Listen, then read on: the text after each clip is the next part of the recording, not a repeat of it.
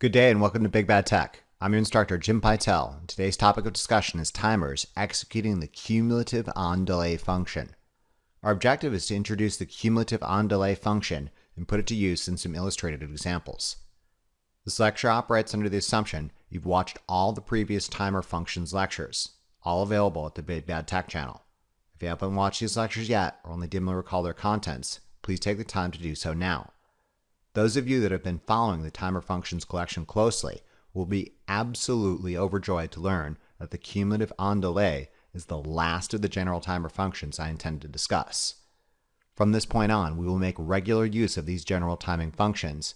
However, I may introduce subtle variations and manufacturer-specific intricacies. If at any point you need a refresher on a specific general timer function, these lectures will always be available for you to revisit and review as needed. Recall that a timer is a control device that exhibits a time-based shift between the assertion of its controlling input and the activation or deactivation of its associated contacts. Timers can perform numerous functions, including, but not limited to, on-delay, off-delay, on and off-delay, flash, repeat, or recycle, positive or negative edge-triggered one-shots, cumulative on-delays, and more. Today's lecture deals exclusively with the cumulative on-delay function. A simplistic timing diagram of a timer executing the cumulative on-delay function would look like this. A cumulative on-delay, as the name implies, keeps track of accumulating discontinuous assertion of the controlling input. Only after the controlling input has been asserted for the predetermined period of time, continually or discontinuously, do the outputs respond and change states. Before we dive into an in-depth discussion of the cumulative on-delay function, allow me to perform a brief walkthrough and a review of other common timing functions. My intention in doing this walkthrough is not to confuse you, but rather to compare and contrast their behavior with one another. Repeated exposure to this topic is the best tactic because similar terms are employed for different functions, and it'd be a horrible mistake to confuse one function for another. Expect me to revisit this exact same walkthrough of common functions every time we have occasion to discuss a new one in depth. Recall that a timing diagram of a timer executing the on-delay or delay-on-energized function would look like this. When the controlling input is energized at this instant here, the associated contacts do not instantaneously switch to their opposite state. The normally closed time-open contact remains closed, and the normally open time-closed contact remains open. Only after the predetermined delay period T has elapsed do the contacts change states here. The normally closed time-open contact opens, and the normally open time-closed contact closes. When the controlling input is de-energized here, the associated contacts quasi-instantaneously revert to their normal deactivated state. The normally closed time-open contact recloses, and the normally open time-closed contact reopens. The on-delay timer could be used to turn another motor on a measurable time period after another has started. Compare this behavior to a timer executing the off-delay function. A timing diagram of a timer executing the off-delay function, sometimes called a delay-on-de-energize or DODE, would look like this. When the controlling input is energized at this instant here, the associated contacts quasi-instantaneously switch to their opposite state, just like a regular control relay. The normally closed time-closed contact opens, and the normally open time-open contact closes. However, when the controlling input is de-energized here, the associated contacts maintain the asserted state. The normally closed time-closed contact remains open, and the normally open time-open contact remains open. Only after the predetermined delay period T has elapsed do the contacts revert to their deactivated state. The normally closed time-closed contact recloses, and the normally open time-open contact reopens. Note the different terminology and schematic symbols employed by the off-delay in comparison to that of the on-delay. They're opposite, as one would expect. An off-delay could be used to keep one motor running for a measurable period after you turn another one off. Note for this general purpose orientation, I've purposely simplified the timing diagram of an off-delay timer. Compare this behavior to a timer executing the on and off delay function. A timing diagram of a timer executing the on and off delay function would look like this. An on and off delay, as the name implies, executes a combination of the on delay and off delay function. When the controlling input is energized at this instant here, the associated contacts do not immediately switch to their opposite state. The normally closed contact remains closed, and the normally open contact remains open. Only after the predetermined delay period T1 has elapsed do the contacts change states here. The normally closed contact opens, and the normally open contact closes. This is the on-delay portion of the on and off delay function. When the controlling input is de-energized at this instant here, the associated contacts do not immediately switch to their opposite state, but rather maintain their activated state. The normally closed contact remains open, and the normally open contact remains closed. Only after the predetermined delay period T2 has elapsed do the contacts revert to their deactivated state. The normally closed contacts reclose, and the normally open contacts reopen. This is the off delay portion of the on and off delay function. A symmetric on and off delay timer means the on delay and off delay time period are equal to each other. T1 equals T2.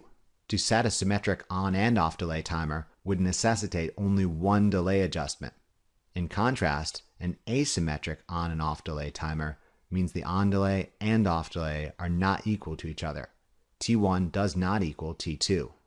Timers executing an asymmetric on and off delay would require two independently adjustable delay periods. An on and off delay timer could be used to coordinate two motors such that motor B stops a period after motor A starts, then motor B stops a period after motor A stops. Note, for this general purpose orientation, I've purposely simplified the timing diagram of the on and off delay timer. Compare this behavior to a timer executing the flash function, sometimes called repeat or recycle. A timing diagram of a timer executing the flash function would look like this. When the controlling input is energized at this instant here, the associated contacts continuously alternate between the activated and deactivated state with a measurable period. Similar to our previous discussion about on and off delay timers, flash function might be symmetric, where the activation period is equal in magnitude to the deactivation period, or asymmetric, where the activation and deactivation periods are independently adjustable. A symmetric flash would necessitate only one adjustment. In contrast, an asymmetric flash would necessitate two adjustment points, one for delay period T1, one for delay period T2. The flash function could be used to create a super annoying warning strobe when a motor is energized, or perhaps timeshare a load between two different motors. Finally, compare this behavior to a timer executing the one-shot function. A timing diagram of a timer executing the one-shot function would look like this. For a positive or rising edge triggered one-shot, when the controlling input is energized at this instant here, the associated contacts only temporarily assume the opposite activated state for a period T, and then revert to their deactivated state, despite the controlling input still being energized. This would be a rising or positive edge triggered one-shot, and essentially does exactly what the name suggests, and that the one-shot function is only enabled once for a period T on a rising or positive going transition of the controlling input.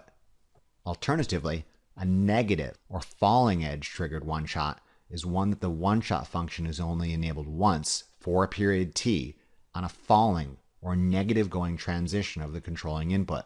One-shots can be used to assert an output for a desired time period following the energized or de-energized transition of another device. One-shots are particularly interesting because manufacturers occasionally include a slew of handy features, including resets and retriggerable versus non-retriggerable one-shots. Note, for this general purpose orientation, I've purposely simplified the timing diagram for rising and falling edge one-shots.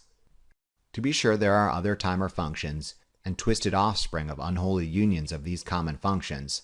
However, these are more than likely the most common timer functions you'll run across. This orientation is intended to be general in nature and does not dive into specifics nor manufacturer idiosyncrasies. Be aware of subtle differences in different terminology used to describe the same features. While this timing diagram illustrates the cumulative on-delay function in its simplest form, the truth of the matter is that not all cumulative on-delay timers are this simple. Being solid-state devices, the microchip conducting the timing operation often needs to be continuously powered up for it to execute the cumulative on-delay function. The internal circuitry of the microchip will be responsible for keeping track of how much time remains in the bank and how much time has been spent. For this reason, timers executing the cumulative on-delay function often necessitate an additional auxiliary controlling input, often illustrated as a coil with three inputs, A1, A2, and auxiliary, in, or B. The coil from A1 to A2 must be continually energized for the timer to properly function. The auxiliary controlling input now serves as the initiation signal for the cumulative on-delay function, whereas the coil serves to simply power the device and maintain the running bank account. Most manufacturers refer to the bank account as the accumulator, which is totally different than the hydraulic energy storage device, also known as an accumulator, we examined in the accumulators lecture available at the Big Bad Tech channel. Ordinarily, I'd give you a link to this lecture, but it has nothing to do with what we're talking about. Accumulators in this sense mean a running tally of how long the controlling input has been asserted.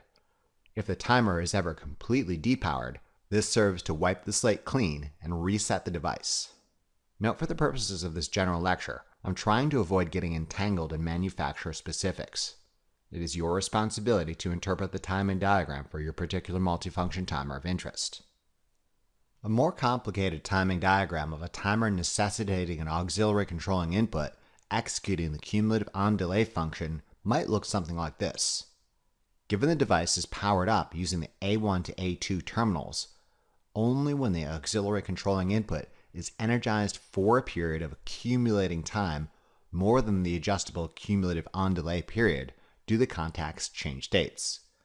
Assuming the cumulative on-delay period is set to 5 seconds, and each block in this graph represents 1 second, only after 5 seconds has accumulated, hence the term, do the contacts change states. This could occur discontinuously with multiple pulses, or in one long continuous 5-second pulse. In both cases, after the controlling input disappears, the contacts immediately return to their deactivated states. I often find annotating how much time is accumulated may help in the analysis of timers executing the cumulative on-delay function. Finally, if a timer is ever completely depowered during ongoing accumulation of time, in this case 2 seconds, the accumulator is blanked out and reset to 0. When power is restored, the cumulative on-delay function would proceed as normally. To set up a multifunction timer to execute the cumulative on-delay function, a technician must first choose the correct function and then set the appropriate delay period. Here's an example of a multifunction timer with both a 2-terminal coil and an additional auxiliary controlling input. A timing diagram of this timer executing the cumulative on-delay function looks exactly as I've illustrated. If the coil ever loses power, the accumulator would be reset to 0. This particular timer can perform 8 different functions, A through H,